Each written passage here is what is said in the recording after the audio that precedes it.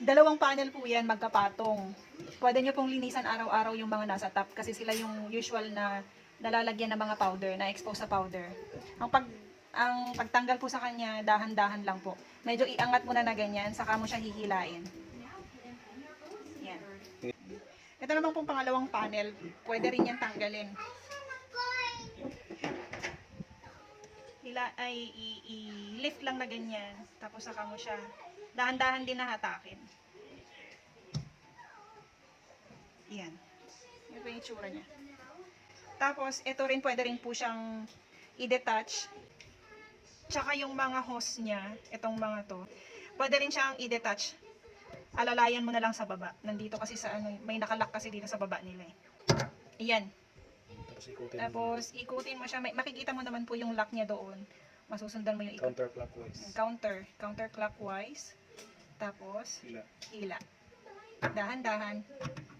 Ayan. Tapos pati. Ayan. Alalayan mo kasi. Ayan. Britain? Pala yun. Sorry. Itong hose salpak. Salpak muna to. Ito muna. I-shoot muna yung tube niya na yun. Saka mo siya i-push.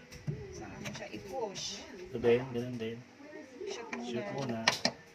Bago Push. push down. Okay.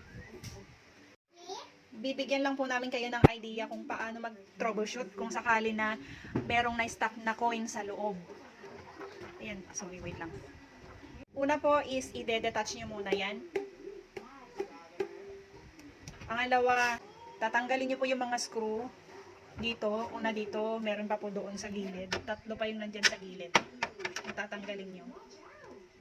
Apat lahat. Bale, apat lahat yung matatanggal. Pag natanggal na yung mga tornilyo, madedetach po itong buo na to. Matatanggal po siya. Tapos pag natanggal na po siya, slide nyo po ito pa ganon. Para bumukas ito. Pag bumukas ito, makikita nyo po yung coin. Masisilip nyo po yung coin na na-stuck sa loob. Medyo ipit pa po siya, hindi siya talaga totally makukuha. Kailangan lang medyo sundot-sundutin. Ganon. Pero pwede naman pong ipatawag si Joey. Si Joey na lang po pumunta pag. Ito naman pong mga button na to. Kapag meron po kayong activity na gagawin, pindutin nyo po muna yung mode switch. Halimbawa, ang gusto niyang gawin is mag-cleaning dito. Ito yung i-cleaning niya yung panel hanggang dito po. Ito po yan, yung cleaning na yan. So, halimbawa gusto niyong mag-cleaning, mag-mode switch po muna kayo. Pindutin nyo muna yung green, saka nyo po pindutin yung yellow. Ganon din po kapag magte-testing kayo ng cup dispenser. Yung cup dispenser po is testing lang naman yan kung hindi naman nagma-malfunction yung pagbaba ng cups.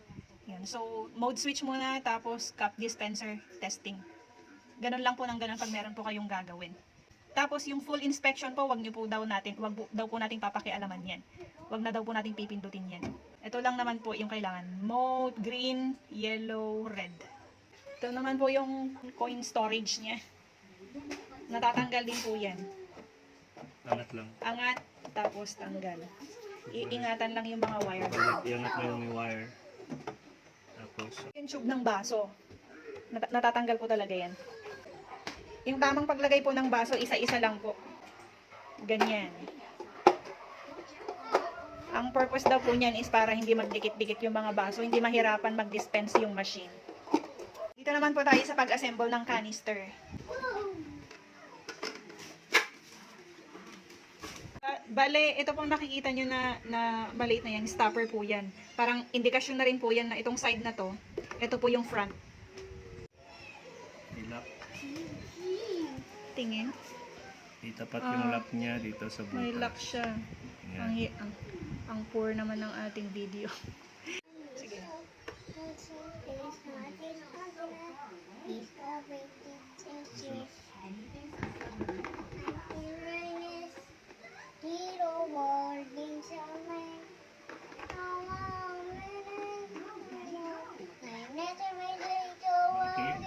Masenta siya dito. Ito, ganyan muna. Habang nagbuhos ng ano, tayo mo muna yan. Pag ready na mag-dispense, ikot-ikot lang. Ayan. Ito naman po ilalagay natin. Tagatulak ng Tagahalo ka mo. Para hindi magbuo yung powder sa loob. attach Tagahalo, and detach. taga-push na rin. Ayan. I-attach lang po natin. Pasok sa butas. May butas kasi napapasok lang. Ito yung butas niya. Ay, wait lang. Ayan po yung itsura niya. Meron pong pinasok doon sa both sides na yan. Yan po yung nag-hold sa kanya. Yung kabilang spring nasa baba, yung kabila nasa taas. Para pag umikot, ganyan po yung itsura niya. Halukayin niya yung powder para hindi magbuo-buo. Ayan. Pag i-detach naman po, Ayan lang. medyo ano yun, tawag doon? I-push lang, ganyan yun, no? Ganyan. Buka kain. Buka kain. Kailangan, namumove po kasi yan ng ganyan. Kailangan nakataas po muna siya pag magbubuhos ng powder para safety lang. Para hindi mahulog yung mga ano, powder. Kailangan yung butas na to, mapapasok mo siya sa madilim. Ayun. Ayun, yung butas po doon. Kailangan yung butas na to, mapasok mo siya dito. Para ito yung nagpapaikot ng ano. Pasok siya dito. Ito sa kabila. Yan. Dito mo. Ganyan. Kailangan nakapasok. Tapos ito yung securean nung dito. Kailangan nakapasok to sa butas yung nakausli dito. Yan. Kailangan hindi siya magalaw-galaw. Ito po kung iaangat natin yan, makikita nyo yung stopper doon na maliit. Nakashoot po yan sa butas. Ayan. Para hindi gumalaw-galaw. Tapos pag ready na, ibaba lang po natin yan. Ayan. Dito naman po tayo sa tubig. Pasok lang. Tapos diin. Diin. Tapat ko siya dito sa ano. Tapos ilak mo, ikutin mo rin para malak. Para di matanggal. Yan. Lagyan lang po namin ng tubig para masampulan natin.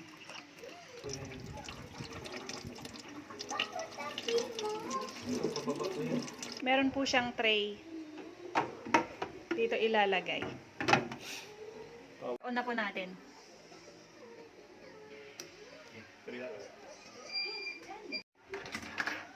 Pag na-power on na po natin, antay na lang natin mag-green yung use. Kasi naka-red pa yung heating. Ayan, nagka-count pa siya. Bale, may tatlong lights pa po dyan. Itong isa, heating. Kapag nag-heat pa lang, nagpapakulo pa lang, nagpapainit pa ng tubig. Yung isa, no cup. Iilaw po yan kapag na-detect na wala ng cups. Tapos no water. Iilaw din po yan pag wala ng tubig. Pindutin to pag nag-testing ng cup dispenser, green tapos pula. Testing natin. Dito ba? Green, cup dispenser, testing. Yan. Okay, hulog na. Green na. Hulog ka na lang. Ah, 5. Hulog siya 5. Okay, hulog. Okay, pindot. Ito.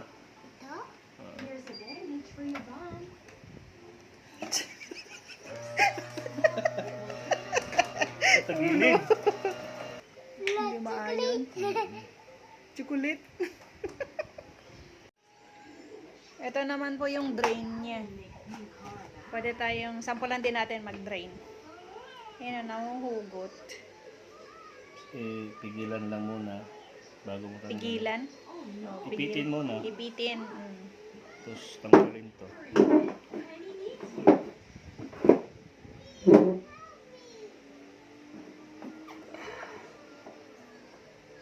Yan. Medyo mahirap lang kasi ano yan, parang goma or silicone. Dinedrain po namin usually kapag uhugasan namin yung container niya sa loob. Pag pinasok nila sa cage, tatanggalin mo na to para magkasya sa cage. Okay. Oo.